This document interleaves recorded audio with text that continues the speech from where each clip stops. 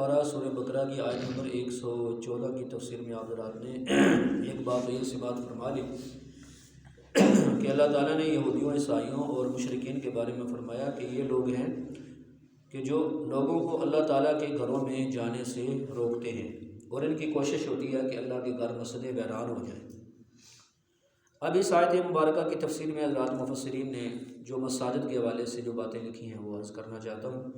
پہلی بات تو یہ کہ مسجد کی عظمت کیا ہے۔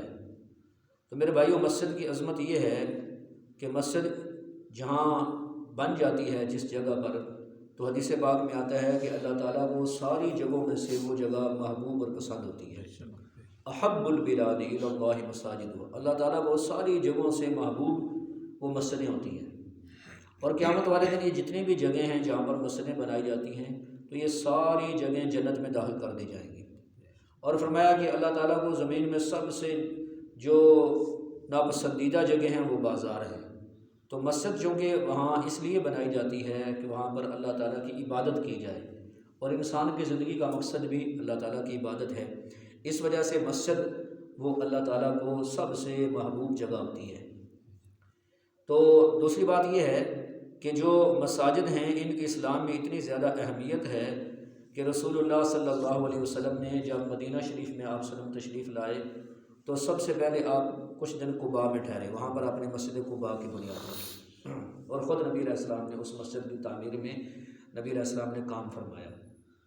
پھر مسجد نبوی کی جب تعمیر ہو رہی تھی تو وہاں بھی یعنی آگے جب مدینہ شریف میں تشریف لے گئے قباء سے آگے، تو سب سے پہلے حضور پاک علیہ السلام نے مسجد نبوی کی بنیاد رکھی، اور خود نبی علیہ السلام پتھر اٹھا کے لا رہے تھے، اور حضور پاک علیہ السلام مسجد کی تعمیر میں خود بھی نبی علیہ السلام کام فرما رہے تھے۔ تو اور اس کے علاوہ حضور پاک صلی اللہ علیہ وسلم نے مساجد کو بنانا اور مسجدوں کو آباد کرنا، اس کی بھی بہت زیادہ ترغیب دی ہے۔ تو جیسے ایک حدیث میں فرمایا کہ جو اللہ کی رضا کے لیے اللہ کا گھر بنائے گا، اللہ اس کے لیے جنت میں گھر بنائیں گے۔ ایک حدیث میں فرمایا اگر اتنا گھر بنائے جتنا کہ ایک چڑیا کا گھونسلہ ہوتا ہے، مراد یہ کہ چھوٹی سی مسجد بھی بنائے، تو فرمایا اللہ تعالیٰ اس کے لیے جنت میں شاندار گھر بنائیں گے۔ ایک حدیث میں آتا ہے کہ اگر جو انسان جس طرح کا اللہ کا گھر بنائے گا، اللہ تعالیٰ اسی طرح کا گھر اسے جنت میں عطا فرمائیں گے۔ اسی حدیث کے پیش نظر عثمان غنی رضی اللہ تعالیٰ عنہ کا جب دور خلافت آیا تو آپ نے مسجد نبوی کو مزین فرمایا، خوبصورت بنایا۔ تو مسجدیں بنانے کی بھی بڑی ترغیب دی ہے، اور مسجدوں کو صاف رکھنا اس کی بھی بڑی ترغیب دی ہے، اور مساجد جو ہیں ان کو آباد کرنے کی بھی بڑی ترغیب دی گئی ہے۔ قرآن پاک میں بھی اللہ تعالیٰ نے ان لوگوں کے بارے میں فرمایا کہ مسجدیں وہ آباد کرتے ہیں جن کا اللہ اور آخرت کے دن پر ایمان ہے، مطلب جو مومن ہیں وہ مسجدیں آباد کرتے ہیں، جو منافق ہیں وہ مسجدوں کے قریب نہیں آتے۔ بات سمجھا گئی ہے؟ تو جو مومن ہیں وہ مسجدوں کو آباد کرتے ہیں۔ ایک حدیث میں رسول اللہ صلی اللہ علیہ وسلم نے ارشاد فرمایا کہ جس آدمی کو مسجد میں کثرت کے ساتھ آتا جاتا دیکھو، اس کے ایمان کی گواہی دو کہ یہ بندہ ایماندار ہے، اس کا مسجد میں بار بار آنا ہے عبادت کے لیے، نماز پڑھنے کے لیے۔ اور ایسے اس نوجوان کے بارے میں خاص طور پر فرمایا کہ جس کا دل مسجد میں لگا رہتا ہے، مطلب یہ ہے کہ ایک نماز کے بعد دوسری نماز کے وہ انتظار میں رہتا ہے کہ میں مسجد میں جا کے نماز پڑھوں گا۔ تو حضور صلی اللہ علیہ وسلم نے ارشاد فرمایا کہ ایسے نوجوان کو اللہ تعالیٰ قیامت والے دن اپنے عرش کے سائے میں جگہ عطا فرمائے گا۔ لہٰذا گزارش ہے کہ بھئی جو بھی حضرات بیان سن رہے ہیں یا سنیں گے کہ مردوں کو چاہیے کہ وہ مسجد میں 5 نمازیں پڑھنے کا اہتمام کریں، کیونکہ مسجدیں اس میں میرے بھائیو ایک تو انسان کے ایمان کی گواہی فرمایا، اس انسان کے ایمان کی گواہی ہے جو مسجد میں آتا ہے، اور دوسری بات یہ کہ مسجد میں آنے سے نماز کی جو عبادت ہے نماز والی، اس کا ثواب کئی گنا بڑھ جاتا ہے۔ گھر میں نماز پڑھیں گے تو ایک ہی ثواب ملے گا۔ تو اس لیے میری بات یہ ہے کہ اکثر مسلمان تو ہمارے بے نمازی ہیں، جو نمازی ہیں ان میں سے ہمارے بہت سارے مسلمان بھائی ایسے ہیں جو گھر میں نماز پڑھ لیتے ہیں، اور جماعت کو چھوڑ دینا مسجد کی حاضری کو، اس کو وہ گناہ نہیں سمجھتے۔ تو یہ بڑی فکر مندی والی بات ہے۔ تو سیدنا عبداللہ بن مسعود رضی اللہ تعالیٰ عنہ کا فرمان ہے، جو بندہ یہ چاہتا ہے کہ وہ مرنے کے بعد اللہ تعالیٰ سے اس حال میں ملے کہ وہ مسلمان ہو، تو اسے چاہیے کہ 5 نمازیں آ کے مسجد میں ادا کرے۔ آج کل تو اللہ نے بڑی سہولتیں دی ہیں، ہر مسلمان کے پاس موٹر سائیکل موجود ہے، گاڑی موجود ہے، تو اب تو مشکل ہی نہیں رہا۔ پہلے ٹھیک ہے اتنی سہولتیں نہیں تھیں، لیکن پھر بھی پہلے لوگ دور دور سے مسجد میں آتے تھے۔ اب تو ماشاءاللہ اللہ نے موٹر سائیکلیں دی ہیں، وہ گاڑیاں دی ہیں، جس پہ انسان اپنے کام کے لیے دور دور چلا جاتا ہے، تو مسجد کی حاضری کو یقینی بنانا چاہیے۔ ٹھیک ہے جی، پھر انشاءاللہ اس موضوع پر کبھی میں تفصیلاً انشاءاللہ عرض کروں گا۔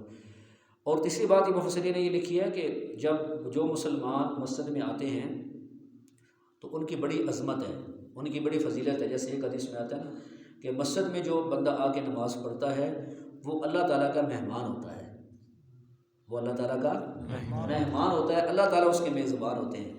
تو جیسے دنیا میں ہر میزبان اپنے مہمان کا اکرام کرتا ہے تو اللہ تعالیٰ بھی اپنے مہمان کا اکرام فرماتے ہیں. ہاں جی. اور وہ صورت یہی ہے کہ اللہ تعالیٰ اس کی عبادت کا ثواب کئی گنا اس کو بڑھا کے عطا فرماتے ہیں، اور اللہ تعالیٰ اس پر فضل و کرم فرمائے گی. جیسے فرمایا کہ دنیا میں جب کہیں عذاب آنے لگتا ہے تو اللہ تعالیٰ ان لوگوں کی وجہ سے کہ جو مسجدوں کو آباد کرنے والے ہوتے ہیں اس عذاب کو اللہ تعالیٰ ٹال دیتے ہیں. مسجدوں کو، یہ نہیں فرمایا کہ صرف نماز پڑھنے والوں کو، فرمایا جو مسجدوں کو آباد کرنے والے ہوتے ہیں، جو مسجدوں کو آباد کرنے والے ہوتے ہیں ان کی برکت سے اللہ تعالیٰ اس عذاب کو ٹال دیتے ہیں، اللہ تعالیٰ اس عذاب کو ہٹا دیتے ہیں. تو اس لیے کوشش کرنی چاہیے جن لوگوں کا تعلق مسجد کے ساتھ ہوتا ہے وہ مسجد میں ہر ممکن سہولت مہیا کریں، اور اس نیت سے کہ یہاں جو لوگ آتے ہیں وہ اللہ کے مہمان ہوتے ہیں تو ان کی خدمت کی نیت سے یعنی ہر ایسا کام کیا جائے، ہر ایسی سہولت مسجد میں دی جائے جس سے جو مسجد میں آنے والے نمازی ہیں تو ان کو آرام ملے، سکون ملے اور اطمینان کے ساتھ وہ اللہ تعالیٰ کی عبادتیں کر سکیں. چوتھی بات یہ ہے کہ جو مسلمان مسجد میں آ کے نماز پڑھتے ہیں تو انہیں ایک بات ذہن میں رکھنی چاہیے کہ مسجد بہت عظیم جگہ ہے.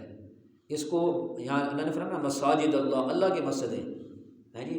تو جیسے دنیا میں بادشاہوں کے محل اور دنیا میں جو بادشاہوں کے گھر ہوتے ہیں، محل ہوتے ہیں، ان کے آداب ہوتے ہیں، تو اللہ کے گھر جو مسجدیں ہیں ان کے بھی آداب ہوتے ہیں.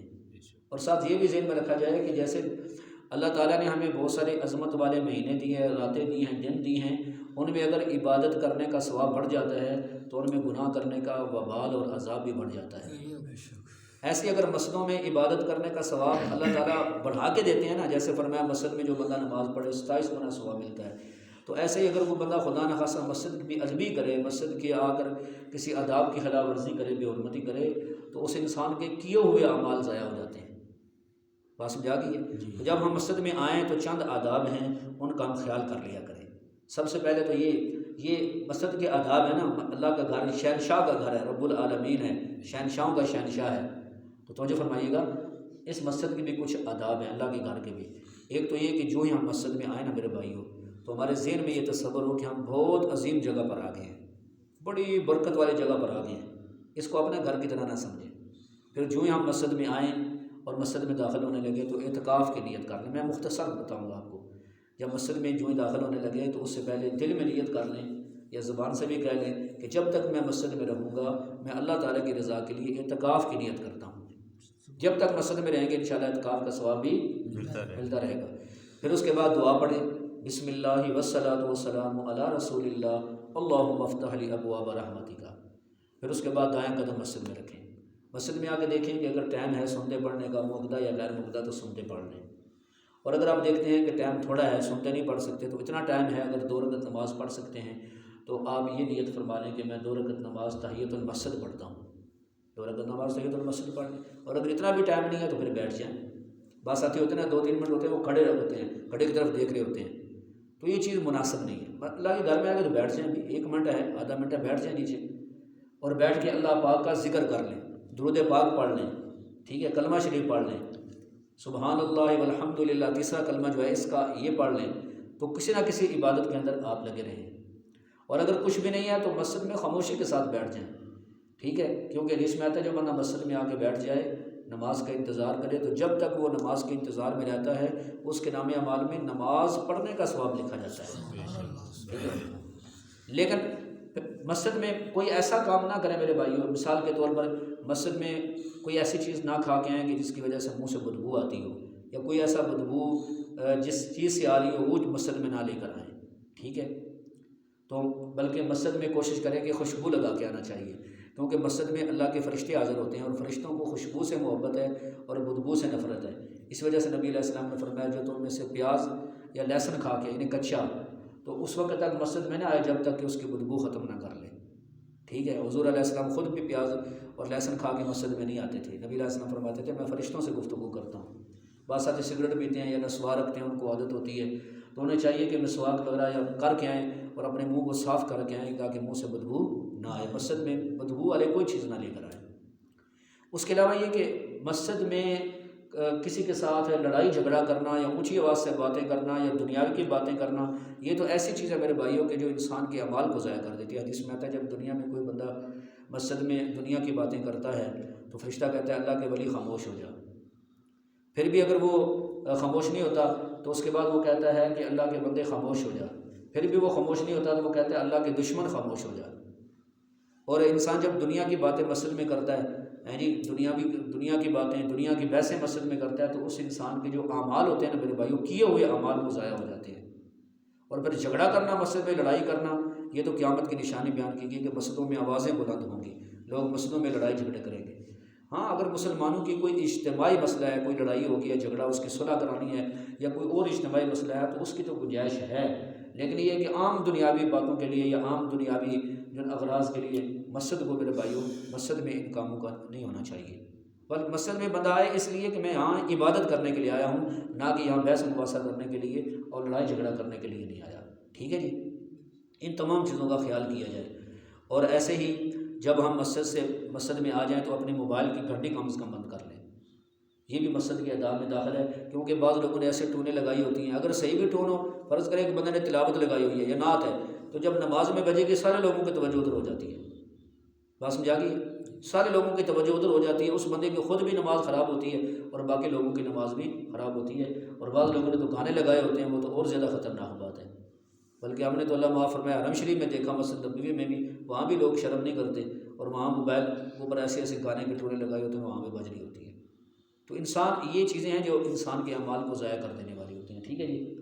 اور جب مسجد سے باہر نکلے تو پھر بھی پہلے یہ کہ بسم اللہ والصلاۃ والسلام علی رسول اللہ، اللہم انی اسألک من فضلک ورحمتک، پھر بایاں پاؤں باہر نکالے۔